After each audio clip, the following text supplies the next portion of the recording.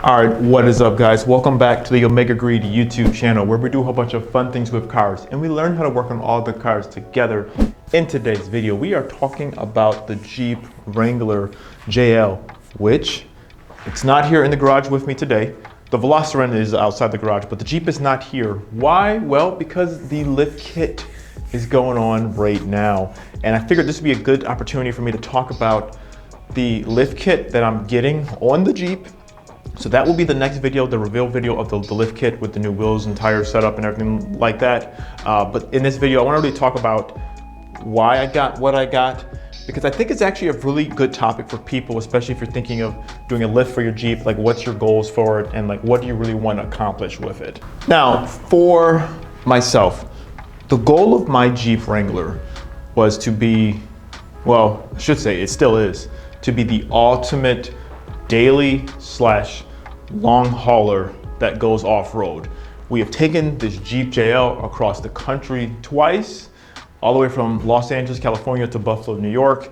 We have gone, multiple places, and the goal is for it to still be the long haul, like just highway bomber, but we definitely take it off-road a good amount of time. But if I'm being honest, most of the time it's still going to be on road. But I do want the Jeep to be more capable off-road, because of the goal for the Jeep is to be able to go long trips that we can go out, and then we can go camping, and then we can do some off-roading as well when we're out. I think eventually the goal is going to be that I'm going to be able to pull a camping trailer of some sort, or a off-road adventure trailer. I think that's the goal eventually, so that we can always have that and carry more luggage if we do go across country more often, because I personally love doing that. Me and my wife, we love going on long road trips with the Jeep. So that's still gonna be the goal of it. And then also my wife, she still drives the Jeep to work most days, just because it's, especially like here inside LA, it's actually like kind of great driving that thing, just because you don't have to worry about, running over anything in the road. So that's like the true nature of it. And don't get me wrong, we definitely take it off-road. I go off-roading, maybe like once every other weekend we go, so that's still a fair amount of time. So like 2 times a month we go off-roading, and I love hitting up more adventure style trails, not necessarily straight rock crawling where you're going to be climbing up a wall.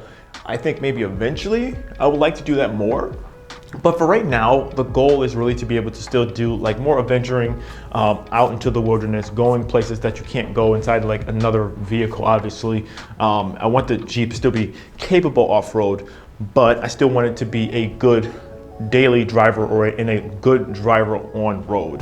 And like honestly, if we're being honest, most people, that's what you're going to want.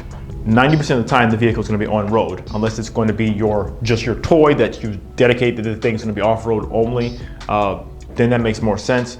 But for most people, this is going to be your daily driver that you're going to be taking as your weekend warrior car, and you want it to be capable still off-road. You still don't want to give up too many creature comforts on road. So when I was looking at different lift kits for the Jeep, I knew that I wanted something that was going to be decent, and in terms of like pricing, I wanted it to like be of quality. This is the first time actually I've ever chosen my own lift kit.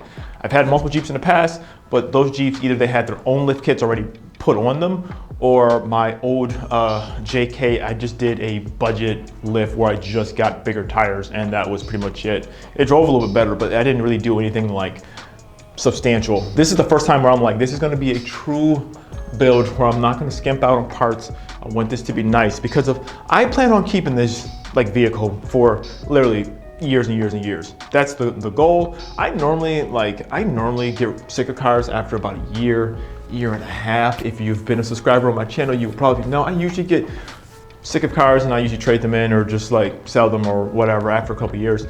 But this is the first vehicle where I'm like, I really don't want to sell it at all. I want to actually do a nice quality build and put actually like really nice genuine parts on it. So the lift that I wind up going with was the Rubicon Express. I was looking at the TerraFlex one But from my understanding and talking to a lot of the people at the shop that actually I went to go get it done at, 4-Wheel Parts actually here inside the greater Los Angeles area, they were actually very, very helpful. Like I went a couple times, talked to the people. They actually like really helped me out, trying to narrow down what I wanted to like really get. The kit that I was looking at was gonna be more stiff on road, but it would have been better for off-road. And I personally, I don't think I would have minded it. But when they were really talking to me, and I was telling them like, oh yeah, my wife, she drives a Jeep, you know, to work and back and forth a lot. They suggested the Rubicon Express. They said you can always upgrade your shocks and everything like that if you want to down the line. If you want to get like upgraded, get like Fox shocks or something like that, you can always do that type of stuff down the line. And this is like a good beginner, like not necessarily beginner, but like a base entry-level part, because of your shocks are a wear item, and so like eventually if you want to upgrade them, you can, depends on the needs that you have. So I kind of chose to go with this as my baseline. From all the reviews that I've seen online, people said that it rides pretty well. It still feels similar to stock, which is what I like.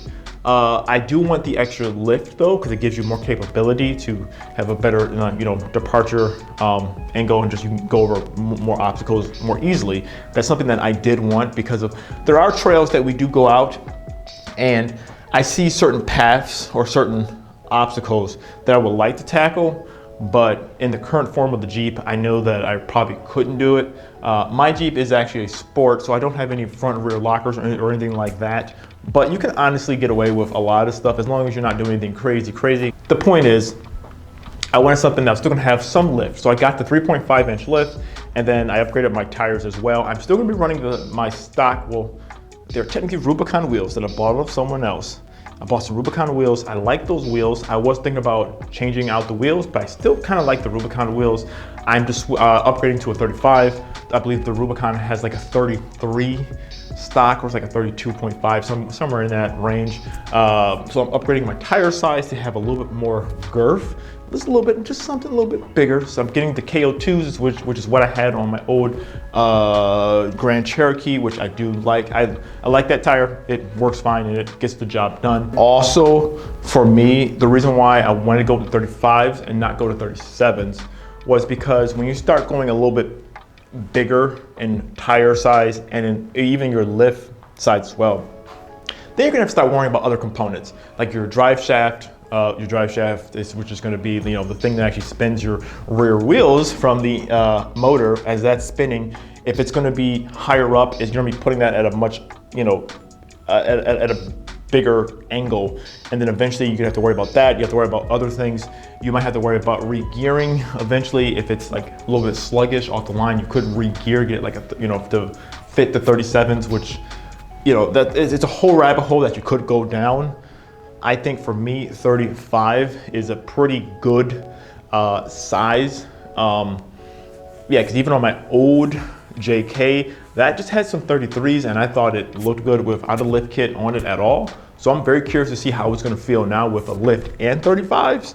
I'm really curious about that. I'm hoping that it gives that stance that I want, because a part of me does want that nice lifted up stance. I want to have something that's gonna be still capable off-road, but it still drives well on road. You don't want something that's just so high up that it's literally like floaty and it feels terrible driving on road and on the highway. You don't want that. So if you have to do 80, you know, on the interstate, you don't want it to feel like unstable and you're like, I don't think I can go this fast. So it's a nice mixture of both. That's the reason why I kind of want to stick with 35s.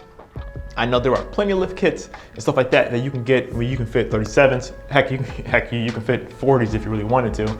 It's just it's all about money and everything else, and just upgrading more and more components. Some people take off the rear sway bar to have a better articulation. There's just so many different things that you can do, but this is my base setup that I'm going to have. I really can't wait to go out into the trails to go test it out and just see how it performs off-road. I will be making sure that I'm going to be doing a full review of it, because actually I did see some videos on it, but not like a ton of like actually in-depth reviews. So I will definitely make sure I give you my in-depth review on it, how I really like what do I think about it, especially after some time, and then like kind of just the differences. But the next video that I'm going to be uploading will be the reveal video of the lift kit. So if you guys want to check out this video right here, this is going to be one of our last trips out when we went off wheeling. You can check that video out because the next time we go wheeling, we're going to have a lift kit and I'm excited. So I'll see you guys in the next video. See ya.